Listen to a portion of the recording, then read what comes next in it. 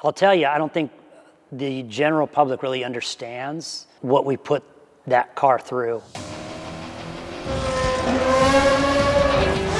We literally come out, sunrise,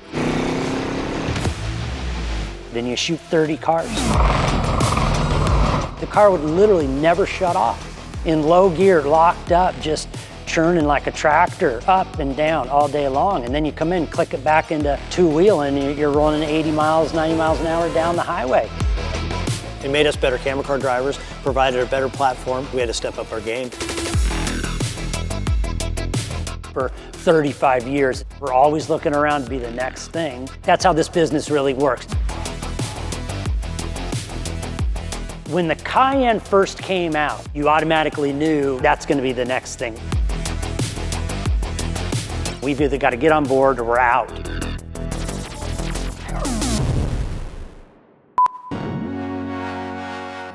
Porsches have style, pedigree, and speed. For those of us that love and are passionate about Porsche, it doesn't matter which one you own or if you own one at all. In this community, all are welcome. Join us as we delve into the heart of Porsche culture, where every story is as unique as the cars themselves. I'm Bo Bachman, and this is My Porsche Story.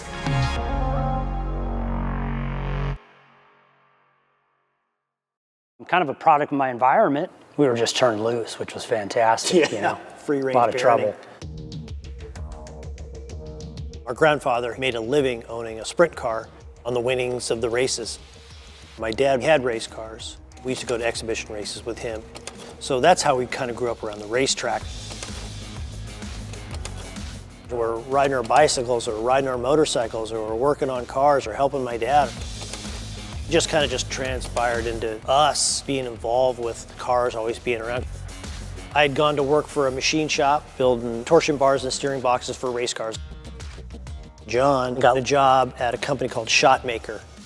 Hal Needham owned this company. And obviously everybody knows who Hal Needham is. He's that crazy director that did Cannonball Run and Smokey and the Bandit.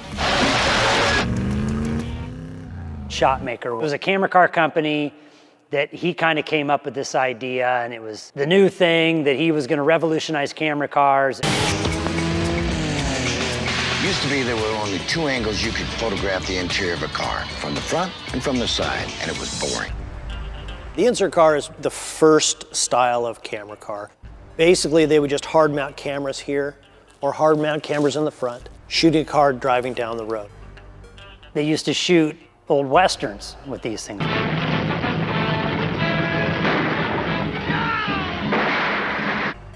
Shotmaker wanted to have more dynamic shots, so they started transferring some of their camera cars from insert cars to crane cars. I sat down with an engineer and said, let's create a machine that'll put movement into action. We're talking about the older crane cars where the crane literally was probably 3,000-pound crane, and it was 15 or so feet long, and there was guys sitting on the end of the crane. You needed a couple guys just to move the crane around. Shotmaker did take camera cars to the next level. I knew how to run mills and lathes and things like that, so Jon said there was an opportunity to go to work over there, so he got me in over there to start converting these insert cars into crane cars. And we started building camera cars at that point. At that time, I had gotten to know Dean Goldsmith. He owned Camera Car Industries. It was one of the premier camera car companies out there. Dean hired me to build a camera car, which is actually this camera car right here. At the end of '97, beginning of '98, Dean was going to retire from driving from camera cars, so he hired Jon full-time to take over for him. So then at that point, we were full-time camera car drivers. And you look around, you think, that's the coolest job on set, to go out and drive camera cars. You get to drive real fast, chasing really bitchin' cars. You're just having a great time. Right about 2000 is when the remote cranes came into play.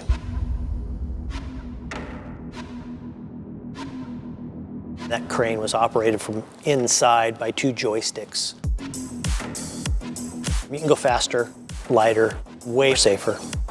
Those electric cranes had been imported over from Russia, and they were starting to build some momentum, and our phone started getting quieter. We'd lose a little bit more work every year, and we couldn't figure out why. Then we heard about that Russian crane. 2008 rolled around, I bought the company. At that time, you couldn't buy a Russian crane, and we were stonewalled because they wouldn't even talk to us. We were getting calls from a lot of our clients saying, when are you guys gonna get this? We're tired of working with these other guys. That's when we had to build our own crane. So we started developing our own servo-driven crane. We always had trucks.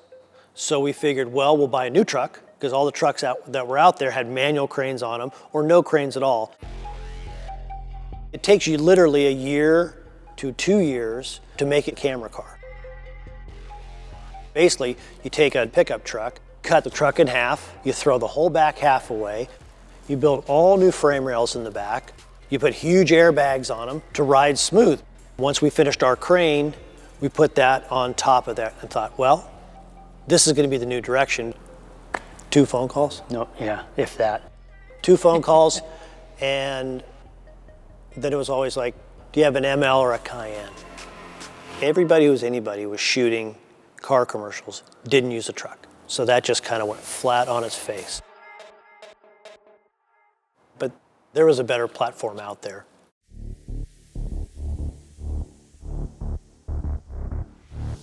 When the Cayenne first came out, there was one guy that said, that is gonna make a great camera car. The thing was brand new, and we were still going down other roads with things, so it was always in our peripheral. As soon as I could afford to buy one, I bought it and I drug it to the shop, and he's looking at me like, what are you doing? I wasn't on board at first. I had just really bought the company, bought all these camera cars and ready to go to work, and then he shows up with the Cayenne after I got done spending all this money, working all these details out, and I was like, oh, I guess I bought the wrong stuff.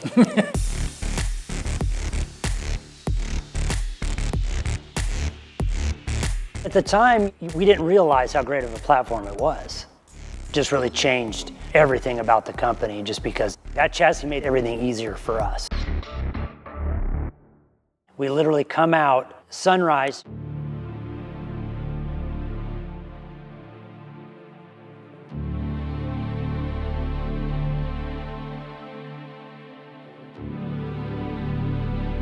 You work that car and you don't shut it off until lunchtime. And we'd shoot 30 cars.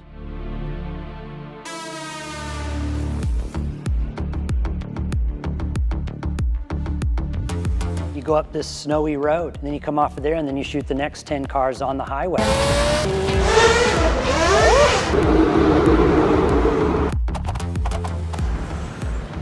Then you go to that gravelly road and you shoot it. It could be 110 degrees out, or it could be 30 below in Montana.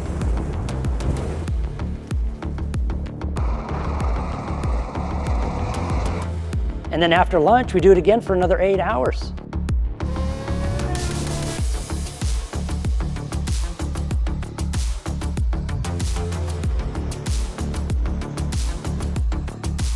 The great thing about the Cayenne, basically, we didn't have to do anything to it.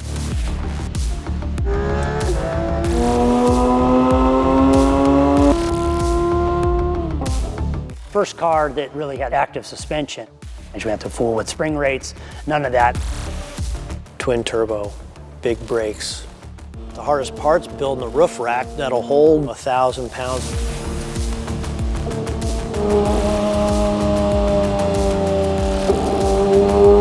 Just had everything it needed. Yeah. Put the crane on it and go to work, like we said. And the shape's right because in the trunk area, that's where the crane operator sits. All the newer Cayennes and newer BMWs and Audis and all that stuff, the roofs are continuing to get shorter and lower, which makes those windows smaller. With the 04, it's more upright, and those back windows are a lot taller and they're wider because the guy in the back seat has to keep an eye on that crane all the time. Over the years, as we've thought, okay, we need, a longer crane, we need a better remote system. We get to the Cayenne and that platform doesn't need to be changed. It's still does everything we need it to do. This has become the standard of the industry right now.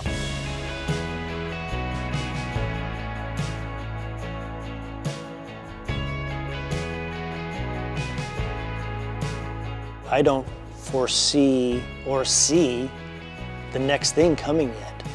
Really, everything's shot from this platform. It works well, it's efficient, it's reasonable. The Cayenne is gonna, I think, outlast all the other equipment that's bolted onto it.